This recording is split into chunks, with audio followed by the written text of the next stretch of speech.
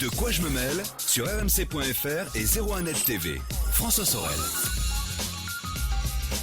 Bonjour à toutes et à tous, nous sommes bien le 27 janvier 2017 et c'est avec énormément de plaisir que je vous retrouve pour De quoi je mail, toute l'actualité des nouvelles techno. Chaque vendredi donc sur rmc.fr en version audio puis la version vidéo qui vous attend sur 01net TV. Où que vous soyez, quoi que vous fassiez, soyez les bienvenus. Avec au menu, tout à l'heure, Victor Jakimovic et Victor a décidé en ce début d'année de faire péter la carte bleue, les amis. Les goûts de luxe de Victor avec des jumelles Leica à 2500 €, des casques audio à plus de 1000 €. Enfin bref, vous allez voir, ça va être une hécatombe, mais ça va nous faire rêver. Autre sujet qui nous fait rêver, c'est l'Hyperloop. Amélie Charnet, journaliste à 01net.com, viendra nous en parler tout à l'heure. C'est ce mode de transport futuriste inventé par Elon Musk qui nous permet, écoutez bien, de voyager jusqu'à 1200 km/h, plus vite que l'avion. Est-ce que ça va arriver ? Eh bien, on en parlera tout à l'heure. Soyez les bienvenus. C'est parti pour ce De quoi je me mail. De quoi je me mêle sur rmc.fr et 01net TV. Et De quoi je me mêle commence bien entendu par le club de la presse IT. Jean-Sébastien Zanqui est là. Salut Jean-Sébastien. Bonjour François, bonjour à tous. Qui représente dignement la rédaction de 01net.com. Et puis Jean-Marie Portal, fidèle au poste comme chaque vendredi. Salut Jean-Marie. Bonjour François. Rédacteur en chef adjoint de 01net Mag. Regardez, il est là. Hop là. Je l'apporte. Tac. Le voici. Il est magnifique. Il a la classe. Avec un joli coq déguisé. Ça va, ça n'a pas été trop compliqué là pour déguiser le coq ? Ah bah écoutez, Parce que ça ne se laisse pas faire un coq. il est encore à la rédac. Voilà. Pour tous ceux qui sont avec nous en audio, c'est un coq qui est déguisé en Napoléon. C'est notre mascotte maintenant. Voilà, c'est notre mascotte, notre mascocotte. Excusez-moi. Alors, merci public aimé. Je serai bientôt en concert donc à la MJC de Juvisy pour tous ceux qui veulent venir. On commence donc par le club de la presse IT, les amis, et un gros morceau concernant Samsung. Oui. On en sait beaucoup plus sur le Galaxy S8. Oui, c'est vraiment l'info de ce vendredi. C'est un journaliste très connu dans le milieu qui s'appelle Evan Blass, qui est habitué aux rumeurs. Et qui Plus connu donc, que Jean-Marie Portal ? Un tout petit peu moins. Un petit peu moins. Un tout petit peu moins quand même. Voilà, D'accord. un tout petit peu moins. Mais il sort donc des informations vraiment a priori fiables concernant le prochain S8. Il y a C'est beaucoup pas un de rumeurs. rigolo, quoi. Non, en général, on peut lui D'accord. faire confiance. La première, c'est donc la date de sortie. Selon Evan Blass, le Galaxy S8 serait donc dévoilé le 29 mars. Donc hors Mobile World Congress, comme c'était prévu manifestement, et commercialisé le 21 avril prochain, avec deux prix qui seraient de 799 et 899 €, donc 100 € plus cher que les modèles actuels quand même. C'est vrai ? Oui, tout à fait. Donc C'est-à-dire que là, ils se positionnent vraiment, ils se disent, bon, Apple est à combien là ? Voilà. Bah, écoute, on va se mettre comme Apple. Ils avaient déjà augmenté les prix de l'ancien, ils poursuivent un peu la même stratégie qu'Apple, effectivement, de génération en génération. Donc il y aura un modèle un petit peu plus petit, enfin quand on dit plus petit, il fait déjà plus de 5 pouces. Voilà, il y aurait un premier modèle à 5,8 pouces et un second modèle à 6,2 pouces. Donc vraiment des très grands écrans. Et C'est énorme quand même. C'est très grand. C'est vraiment- Du pouce, hein. Ça fait du pouce, hein. Alors pourquoi les écrans seraient si grands que ça ? C'est parce que Samsung supprimerait le bouton en façade qu'on connaît qui est en bas de l'écran. Donc ça libérerait de la place en façade pour mettre des écrans plus grands. C'est-à-dire que dans le même espace Tout à fait. d'un Galaxy normal, on aura un écran plus grand. C'est ça, Ils sont exactement. forts chez Samsung. Ça occuperait 83% de la face avant de l'écran, ce qui est un joli score par rapport à d'autres modèles qui existent actuellement. Qu'est-ce qu'on a d'autre ? On a d'autres, effectivement, comme il n'y a pas de bouton en face avant, le capteur d'empreinte digitale ne serait pas intégré à l'écran comme on espérait, donc une espèce d'écran sensitif, etc. Ça serait en fait tout simplement un capteur qui serait mis au dos de l'appareil. Bah attendez, Donc, mais ça ils le font tous déjà, les voilà. Huawei, les LG, etc. C'est un peu décevant. En plus, quand on voit la photo qu'a sorti Evan Blass, le capteur est juste à côté de l'objectif photo. Ouais. Donc on imagine les traces de doigts sur la lentille. Il va falloir bien frotter Parce que ça marche pas si on appuie l'écran, sur la lentille. Bah Non. ça marche moins bien en fait. ça marche pas terrible. marche moins bien. C'est à côté. Surtout si vous avez pris une lampée de Nutella et qu'après vous appuyez dessus, ça va être terrible. Ouais, ça, les photos Les vont photos être seront en noir et blanc. un peu floues, je pense. Pas génial. J'imagine, c'est là. Autre information, la RAM serait de 4 Go, donc elle serait pas en augmentation. Par contre, le stockage serait augmenté à 64 Go, avec évidemment un port micro SD pour l'augmenter jusqu'à 256, USB-C. Le jack audio ne serait pas supprimé finalement. D'accord, il est toujours là. Voilà, Voilà, il serait toujours là. Ça fait un bon argument pour contrer Apple, ça aussi.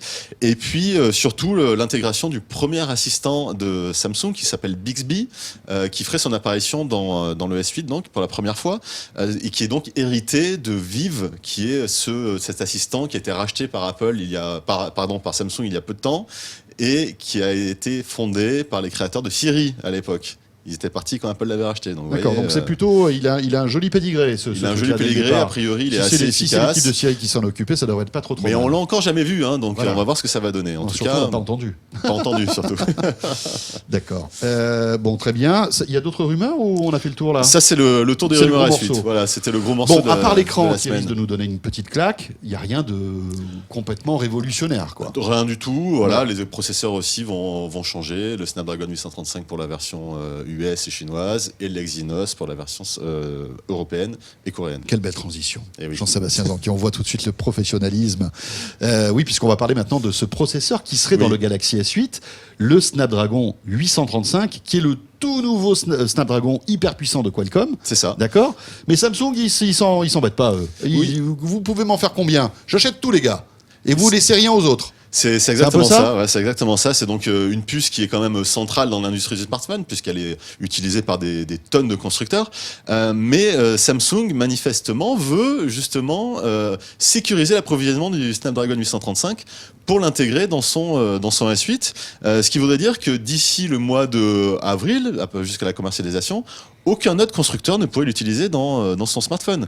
Donc LG, qui va sortir le G6 là au Mobile Congress de Barcelone, utiliserait la version de l'année dernière, enfin la version Snapdragon 821 qui est la dernière mise à jour, mais qui est basée sur une architecture de 2015. Et ça serait pareil pour les autres concurrents. Donc au Mobile Congress, on ne sait pas trop ce qu'on va voir comme haut de gamme, mais il n'y aurait pas vraiment de Snapdragon 835. Que Samsung a une telle puissance de frappe en fait et une telle assise financière qui pourrait en fait acheter tous les stocks de Snapdragon. Alors ça, et en plus, en fait, c'est Samsung qui fabrique dans ses usines le Snapdragon 835. Ah oui, ça facilite quand même les choses. Qualcomm n'a pas d'usine, donc ils sont obligés de s'adresser à d'autres constructeurs pour le faire, et c'est Samsung qui le fabrique. C'est la limite de la légalité, non? Tout ce petit j'allais dire bordel, excusez-moi, mais... C'est un accord commercial, hein. Je te fabrique le Snapdragon 835, mais en échange, tu me donnes les premiers exemplaires. C'est un peu anticoncurrentiel. Après, voilà, ça peut être effectivement peut-être contesté par les concurrents. Voilà, on verra bien. En tout cas, ce Mobile World Congress sera à suivre sur 01net TV. Ça commence, alors pour tout vous dire, parce que là je regarde mon petit calendrier, ça commence le dernier dimanche de février et ça va être chaud bouillant les amis, parce qu'on va avoir ce dimanche-là pratiquement toutes les conférences de presse. Avec Motorola, le retour de Nokia, LG, Samsung qui va faire aussi une conférence. Alors on ne sait pas ce qu'ils vont annoncer, parce que s'ils n'annoncent pas le Galaxy S8, soit ils font un petit teasing sur le S8, soit ils font quelque chose sur la VR, soit ils sortent un Galaxy Note 7 version 2017. Ah, le petit Galaxy Note 7. Avec une batterie qui fonctionne. Bon, écoutez, vous savez quoi, on verra bien. À suivre donc le dernier dimanche de février. Ça va être chaud bouillant et on sera à Barcelone pour vous faire vivre ce Mobile World Congress tout au long du début de la semaine. Donc ça sera toute fin février. On enchaîne avec, toujours dans les télécoms, Samsung. Justement, ce Galaxy Note 7, on en parlait il y a un instant, qui sera peut-être dévoilé avec sa nouvelle version. Mais on a quand même le fin mot de l'histoire sur tous les problèmes qu'a rencontré le Galaxy Note 7 de l'année dernière, qui a été le cauchemar de Samsung. Oui, Samsung a enfin annoncé les conclusions de son enquête, parce qu'effectivement, ils avaient promis des réponses en décembre. Finalement, c'était repoussé jusqu'en janvier, donc. Et donc, pour Samsung, c'est clair et net, les problèmes du Galaxy Note 7 ne viennent pas de la conception de l'appareil en lui-même, mais viennent tout à fait des batteries. C'est-à-dire que les deux modèles de batteries qui ont été utilisés dans la première version et dans la version de remplacement, les deux ont eu des soucis de conception qui faisaient que les deux électrodes en fait se touchaient à l'intérieur de la batterie et provoquaient un court-circuit et donc la combustion de la batterie. Donc c'est quand même pas de chance pour Samsung qui, en gros, c'est comme se prendre 2 fois un météorite sur sa maison, quoi. Hein. C'est un peu le même principe. Ce qui est statistiquement est dur quand même. Voilà, c'est ça. Mais Samsung a réussi à le faire. Donc c'est assez fou de voir que un constructeur comme ça n'a pas réussi à contrôler les batteries de manière assez sérieuse pour être certain qu'elles étaient fiables. Surtout que les premières batteries étaient fournies par sa filiale.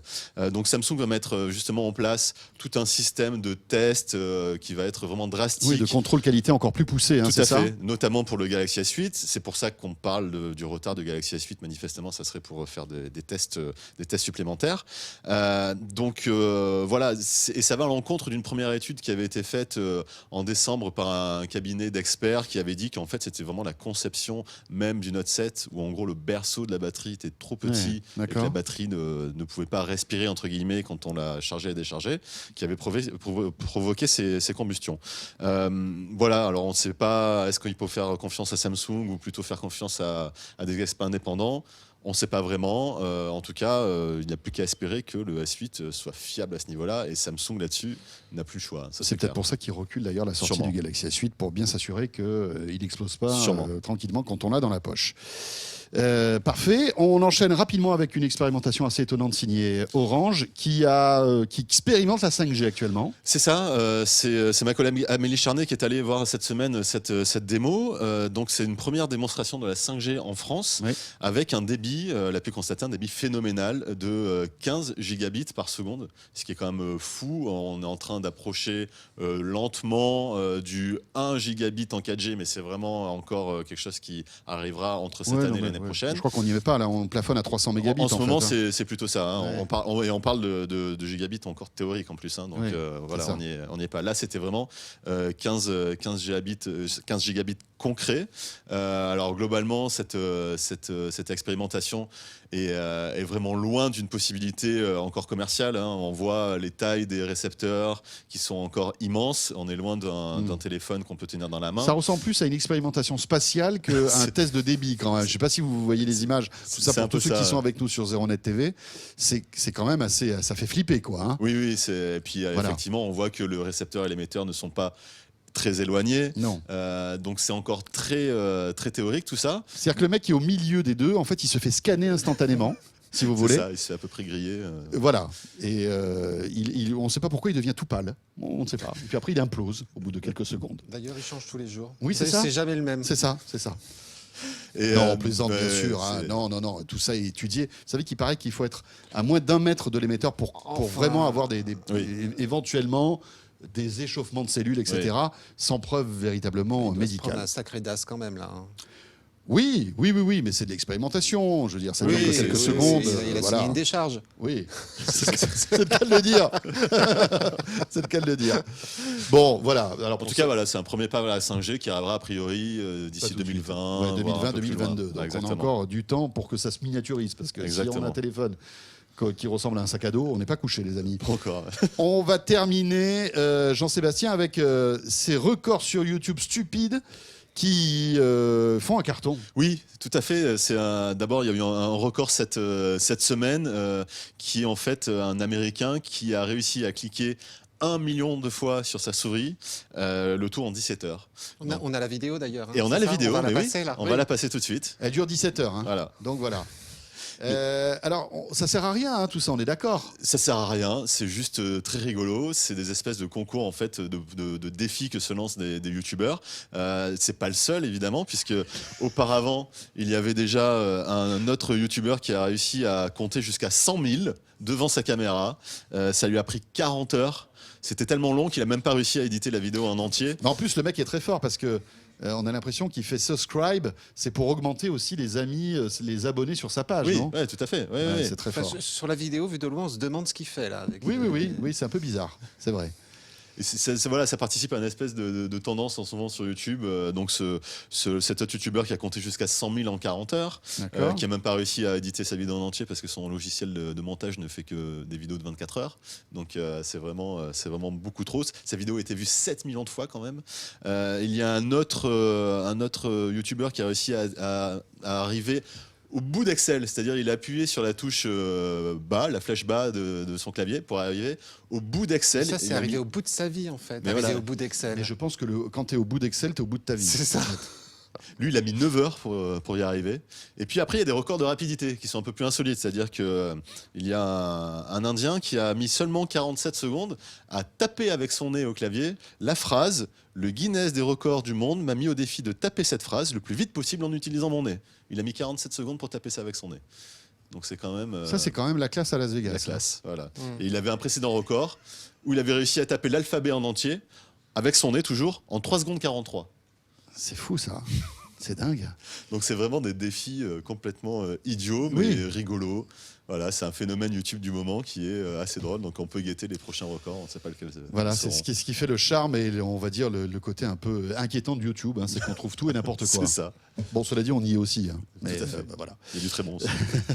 Merci Jean-Sébastien, Merci. journaliste à 01net.com. Jean-Marie Portal. François Sorel. Bon, c'est bien beau de cliquer comme ça, comme des abrutis sur une souris, mais il faut quand même être beau.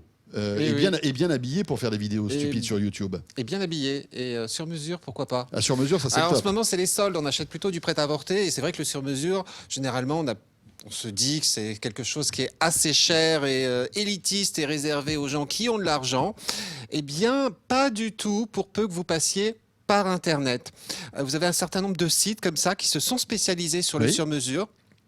Dont, entre autres, peut-être commencer par, on va dire, le vêtement le plus courant, le plus commun, qui est le jean.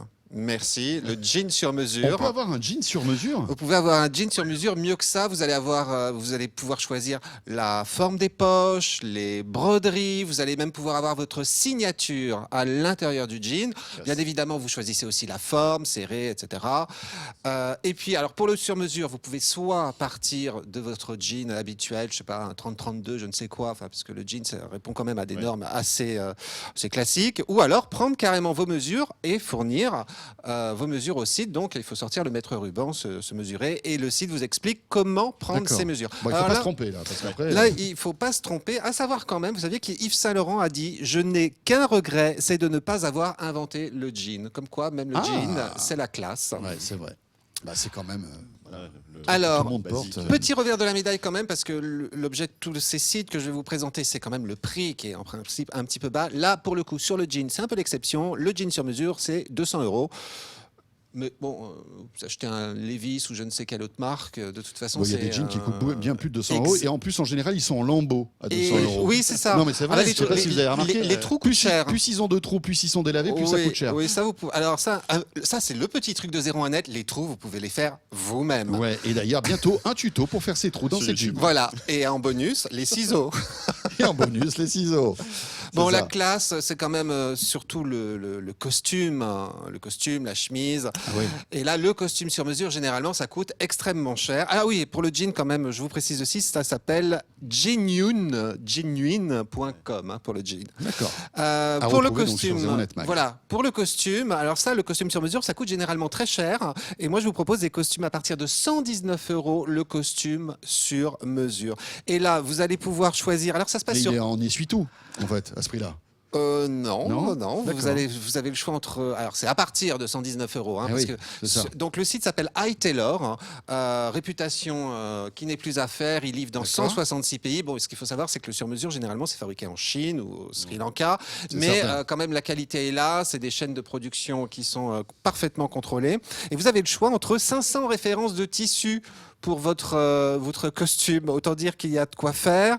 Mais cela dit, sur Internet, ça va être compliqué de choisir son tissu parce qu'on ne peut pas le toucher, non? Vous ne pouvez pas le toucher. Par contre, vous pouvez le voir. Vous pouvez zoomer pour voir la texture qu'il a. Et puis, de toute façon, s'il y a un problème, alors si vous constatez un défaut de fabrication, vous pouvez le renvoyer. Si vraiment vous n'êtes pas satisfait du produit, vous pouvez le renvoyer. Mais attention, les conditions de vente sur le sur-mesure ne sont pas les mêmes que sur le prêt-à-porter. Ah bon, donc c'est pas comme de la VTC normale. C'est pas satisfait ou remboursé. Vous ne pourrez vous faire rembourser que s'il y a un défaut de fabrication. Là, effectivement, ils vont vous l'échanger, éventuellement vous le rembourser. S'il y a un défaut, ok.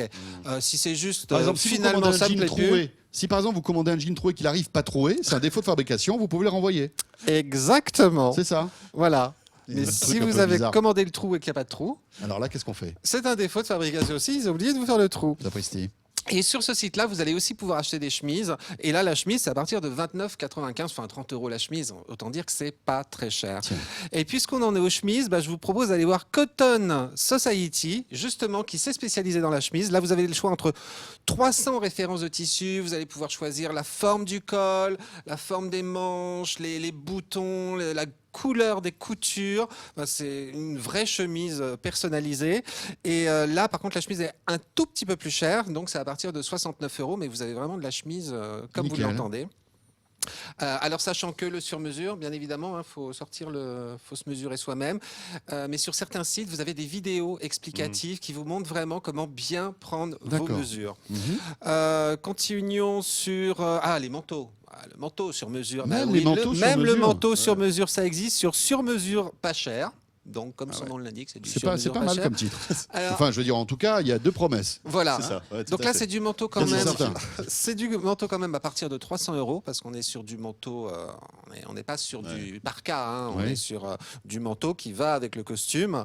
Et là, donc, vous avez des par-dessus. Avec 23 tissus différents, 42 types de doublures, 3 styles de coupe, 6 modèles. Allez-y, faites votre choix. Et pour terminer, la chaussure sur mesure sur Internet. Et donc, c'est High Tailor Shoes qui propose ça. Donc, en fait, c'est une déclinaison de High Tailor. ouais.